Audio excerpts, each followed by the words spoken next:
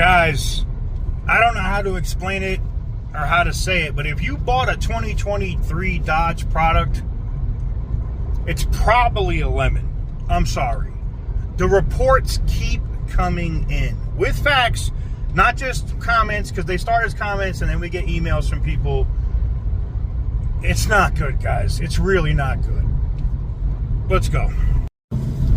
Before we get into today's video, I got to talk about the sponsors here at the channel.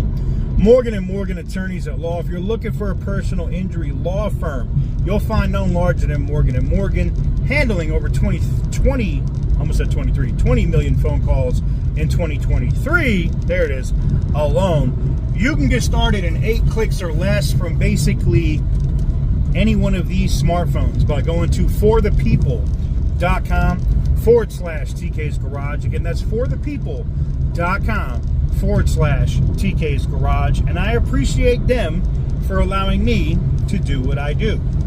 All right, I'm going to put this comment right here.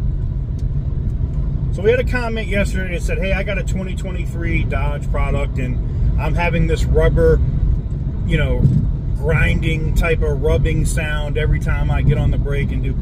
Look, I don't know how to explain this any easier for you guys that are Dodge fans right now, all right? You know how many rubbing sounds I have in my BMW? 0. Do the maintenance issues stack up? Could it have problems later? Of course.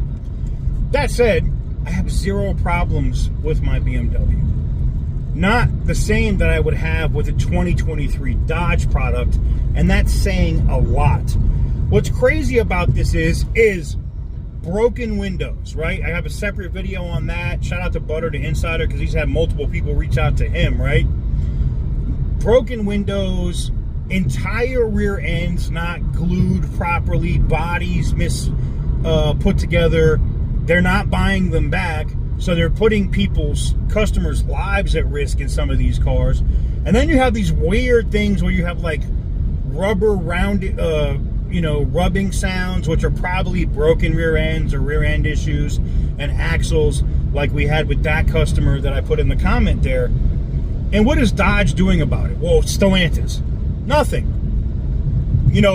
A lot of YouTube channels, not just mine, everybody likes to pile on me and say, I'm the doom and gloom guy. It's my fault.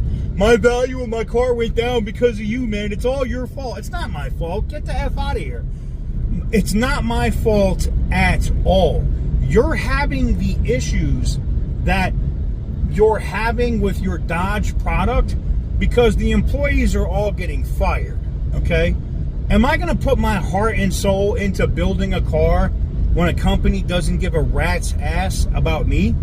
No, I'm not. I'm not doing it. I'm sorry. And that's what's happening in 2023. The Brampton plant knew we're all getting fired. We're not going to stay here. We're not building electric cars. They're going to cut us all. Did they put in their 100% heart and soul into building these cars? Like maybe in 2020, 2019, hell, maybe even 2021? No. If you have a 2022 and 23-ish, and you're having all these issues, and the guys that have 21s and 20s and 19s when it was still FCA, and 20 when it was still FCA, yeah, guess what? They're not having issues with their cars. I wonder why. How about the fact that a part that was, and I saw this from Butter the Insider, how about the fact that a part that was $40 last year is now $300 through Stellantis? They're taking parts that were regularly cheap with FCA and now jacking the price up on them because they're like, people are going to buy our cars. So it's almost like, if you're going to pay BMW maintenance prices, buy a BMW. Why are you settling on these cars? Now, that said, if you're looking at buying, if you see some of these last calls that are left over and you're like, you know what, I'm going to buy one of these. Before you do that, before you make that mistake, before you do that, I would tell you to look at used 2021s, 2020s, and 2019s. I am guaranteeing you, I'm telling you now, you will have way less issues with a 19, 20, or 21 Mopar product than you will with a 22 or 23. I'm telling you now. Just because on insider information, employees that intentionally did bad shit to cars, all kinds of stuff. Robots that ran out of glue, and then the employees were like, we're not refilling that, screw that, I don't care. They don't care about us, I'm not going to care about them. I wonder how many other cars have the entire end not glued and bonded properly. Probably a lot. Anyways, I thought this was interesting. Just another person with a 2023 Dodge product with another issue. And it's going to continue to happen, guys. I hate to say it. It's going to continue to happen. Let me know what you guys think in the comments section down below. Give this video a big thumbs up if you like what I do. Hit the subscribe button. And as always, stay petty, my friends.